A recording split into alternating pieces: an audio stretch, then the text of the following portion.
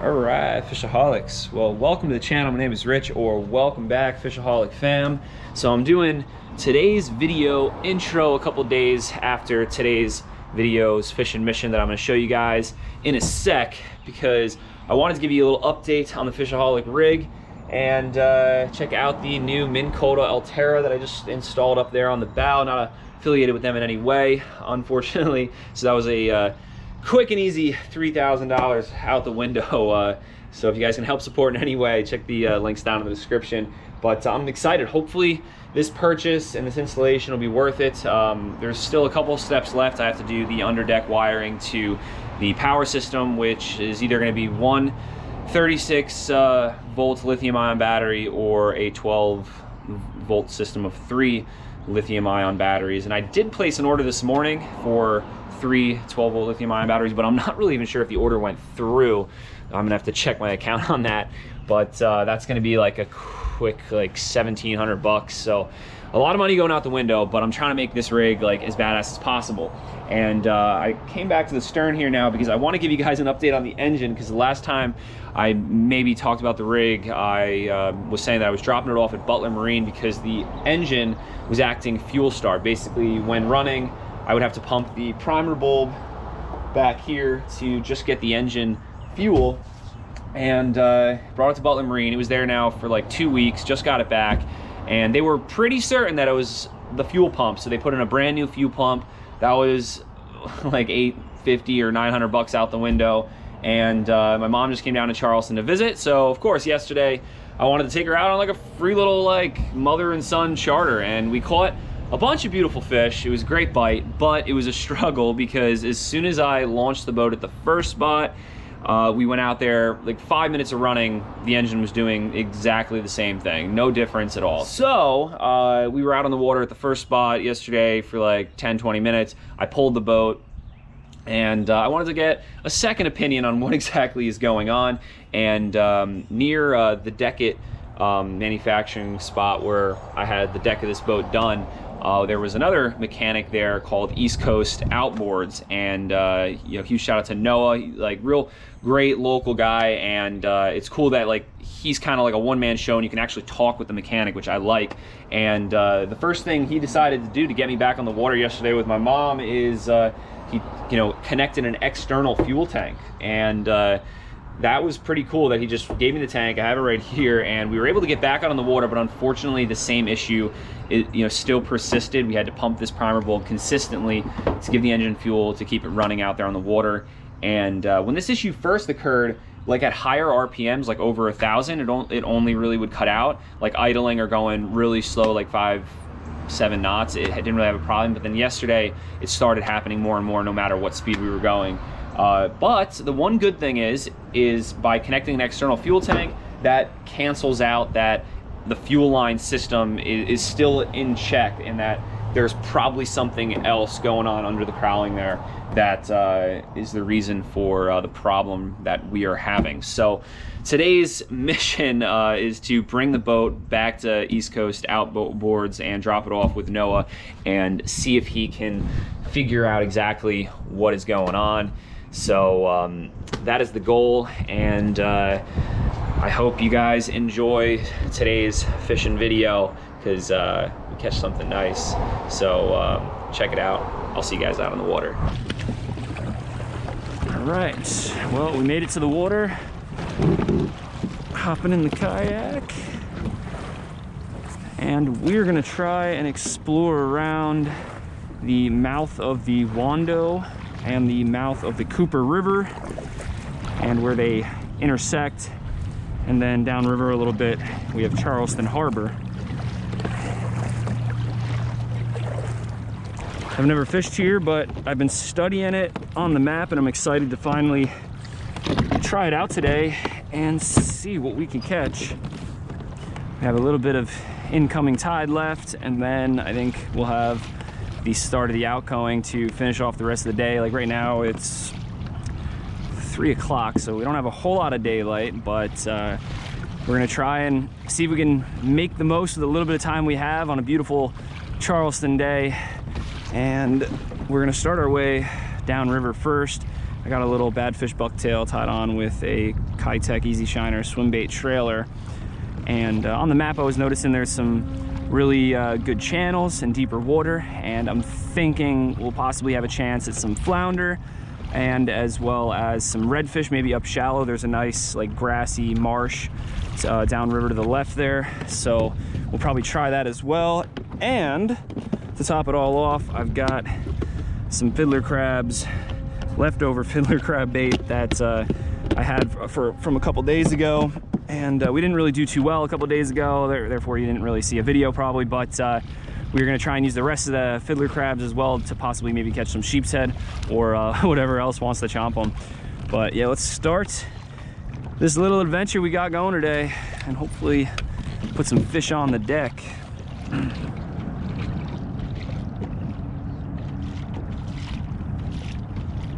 That looks juicy. So we've got quite a few docks on the way to that grassy marsh where I think we'll find some reds. We'll try the ends of these docks that are like right on the edge of a pretty juicy looking channel. And I guess there could also be some reds on the ends of these docks, but I'm thinking more or less flounder will be sitting by some of this wood structure, and they'll see our little bucktail jigging along the bottom, and they might come up and just slurp it up. All right, just about 10 feet of water here, so not too deep. Got a nice trickle of current going by these pilings. I'm just gonna get it to the bottom, pick it up a few inches, and then just jig it up and down by only a few inches here and there. Gonna be short drift in this structure.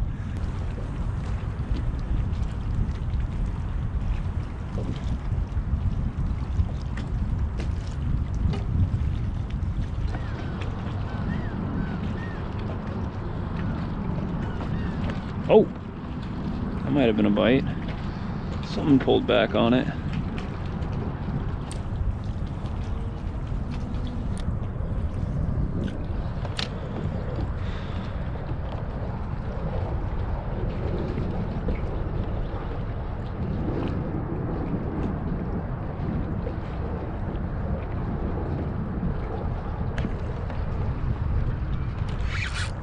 Oh my gosh, big red. What? Oh my gosh. What? Oh my gosh, dude. Big red. What is going on? That is crazy. He's like barely fighting too. 5 feet of water right along this first dock. Oh my gosh. Whew. Oh, stay hooked, baby. Stay hooked. Whew. What is going on? This fish seems like he's already burnt out. Oh. Whew. He probably just has no idea what just happened to him. Oh my God. What? I can't believe this. This is crazy. Oh my gosh. Things like this don't happen usually when you get to the first dock on a new spot that you've never on a body of water that I've never fished before. Oh, but I love it when it happens. Oh my gosh, my heart is racing. Oh, this is probably the biggest red I've ever hooked into. Oh, he's wrapped up a little bit.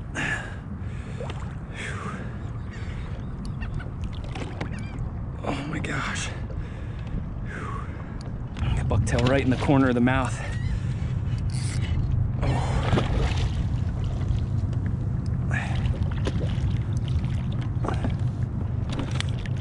Oh, how did I miss her? Oh, we got her. All right, here we go. Check this out. Check out that bull red right there on the Badfish Bucktail. That was such a strange bite too. It just felt like dead weight. I pulled up on it. I thought I was snagged on the bottom for a sec, and can't even see the bucktail. There it is right there. Whew. Talk about a way to start the day. Oh, heck yeah. Oh, let's pop that bucktail out. Ow, they've got a bite. He just chomped right down on my thumb. Let's throw it back.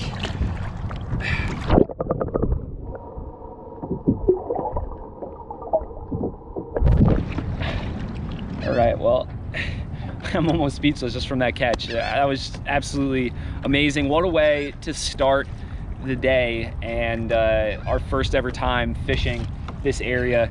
And I guess the saying is sometimes true: the bigger the body of the water, the bigger the fish you'll catch.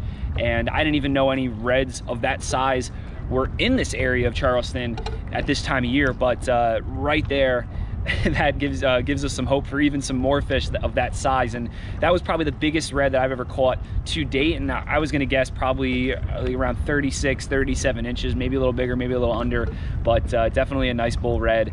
And it was kind of funny that he didn't really pull too hard, and I think it worked to our advantage. Like, I was thinking he was gonna, you know, start going in for those pilings and we were gonna like have to go in there after him, but I think just because of the shallow water we caught him in, and being that it was kind of like out from the structure, like we nailed him, and he was like, oh my God, what is going on? And he just came to the surface and kind of just was stuck there for a little, but it still was a nice battle to tire him out a little bit before we could get him on the boga.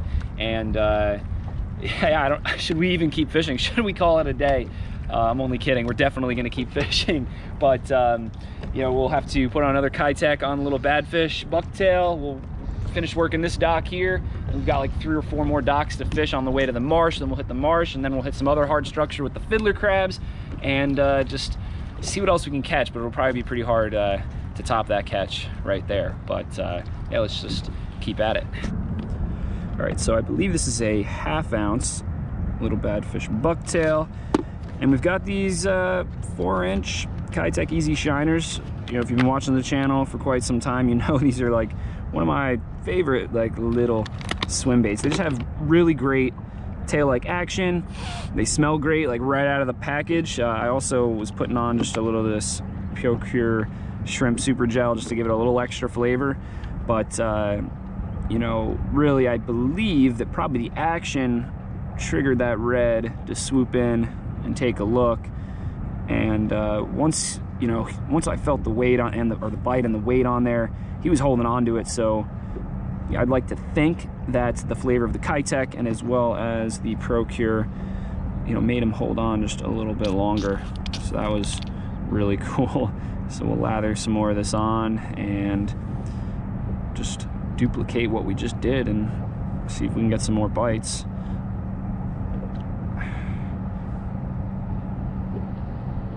Sweet.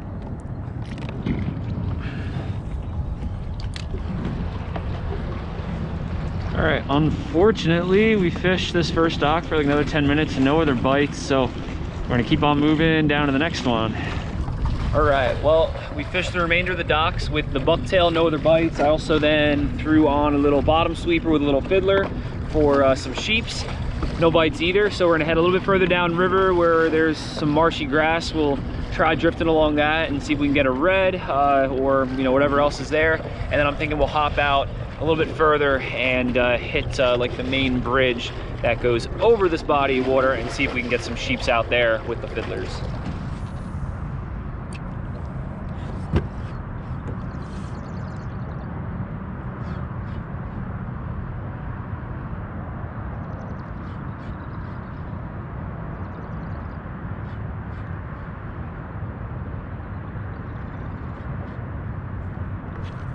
There's one. Fish on. Got a little trout. Wow.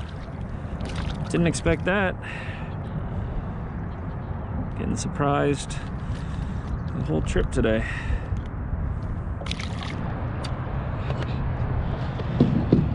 All right, well, I think it is time to make a game-changing move here. Fishing along the grass was pretty futile. And we're gonna put on a little bottom sweeper now with a little fiddler crab, and we're gonna go out a little more into the main river, see if we can fish some hard bottom or around the hard bridge structure, and I guess see if we can get some sheep. All right, well, we made it to this like center bridge column with a bunch of these rocks around the side of it. This just like says Sheepshead in my book, like real rocky, probably a lot of crabs and barnacles and oysters and mussels for them to chew on off the rocks. So I'm just gonna get this all the way to the bottom, and then I'll probably like pull it up a foot or so.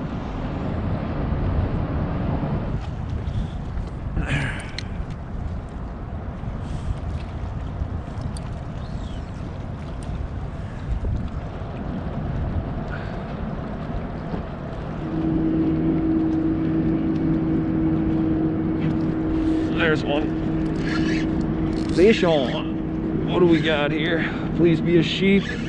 Please be a sheep. Yeah, finally. Found ourselves a sheep. Heck yeah. That is what I'm talking about right there.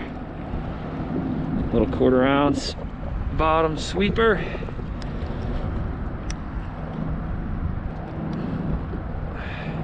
Really got them good too.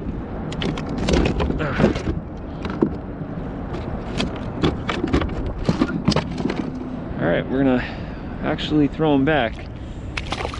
Yesterday I caught a flounder in another spot, so I still have some of that fish left over for dinner tonight, and I got some fish already in the freezer. All right, let's drop it down right here again. Now hopefully that we found one. Maybe there'll be some more sitting right here. We pretty much fished like 3/4 of the way around this rock jetty here, and that was like our first like real good bite and hookup.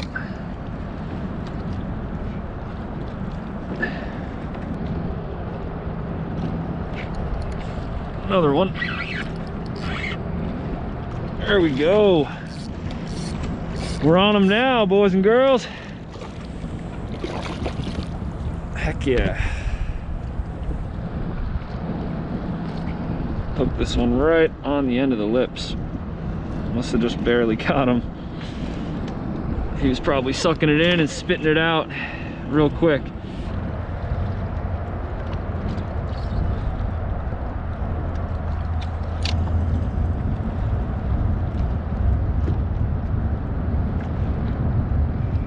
Wow, that was one already right away. As soon as it like got to the bottom, dang dude, we missed him. He stole one of our little crabs.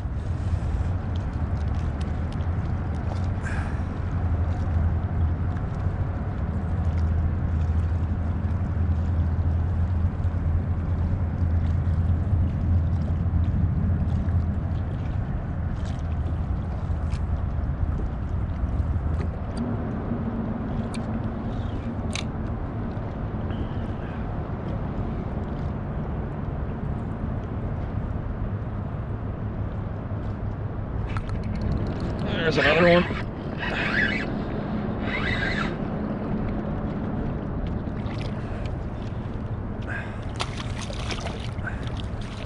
A little bit smaller guy. Perfect hook set. All right, well, we're running pretty low on fiddler crabs. Probably only about a half dozen left in this little bucket. So we're gonna try and go through all this bait and then probably start working our way back to the launch. You can see the sun is getting lower in the sky anyway. Hopefully we can get 1 or 2 more sheep before running out of bait. It seems to help put in 2 of these little crabs on the hooks. Like, it really loads it up. So and then it like gives them something a little extra to munch on before stripping the hook, so it gives us a little extra time to nail them.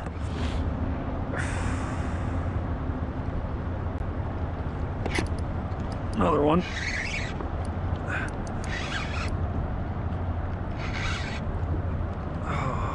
Oh, hey. Found ourselves a little red. I felt like he was fighting a little bit different than a sheep. Cool little surprise. Perfect little red, just like absolutely perfect, like really young one. There he goes. That's the one good thing about fishing Charleston or just down here in the low country, and especially with bait, you never know what you're gonna catch.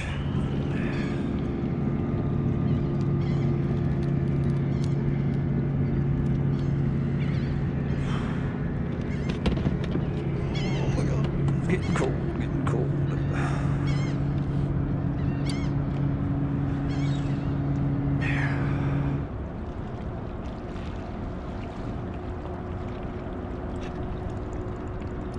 Got another one. Real close to the rocks.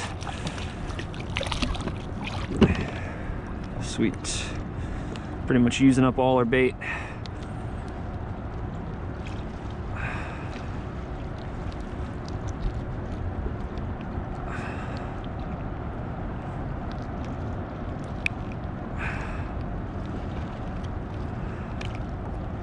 See ya. All right, well, we finished up the bait and we're on our way back to the ramp now. Unfortunately, we're losing the daylight a lot quicker than I thought we were, and I was hoping we could fish our way back and possibly hit some of the docks for, you know, maybe another bull red, but just not in the cards for today. Kind of a late start today. We didn't get out here until like 2:30, 3 o'clock because my sister wasn't feeling too well, so I had to tend to her for a little bit. And once she was good and everything was cool, I came out here and hit the water. And I'm really thankful we found that one bull red early on because it gave us some momentum to keep the camera out and film for the rest of the outing, because I was very close to after catching that little trout being like, wow, are we even gonna make this a video today, because it was so slow. But yeah, I hope you guys are happy. I kept the camera rolling so I could make this video for you guys. I'm happy that I'll be able to just make this video because you know, in the end of the day, it was still a great day out here. We did not get skunked, and we caught that really nice bull red. We got on the Sheepshead bite, and I learned something. So I'm looking forward to coming back out on this body of water and learning more and just fishing it harder and better and seeing what else we can catch. So be sure to hit that like button if you enjoyed this vid and want to see more vids like this, and hit that subscribe button. And like always, live to fish, fish to live.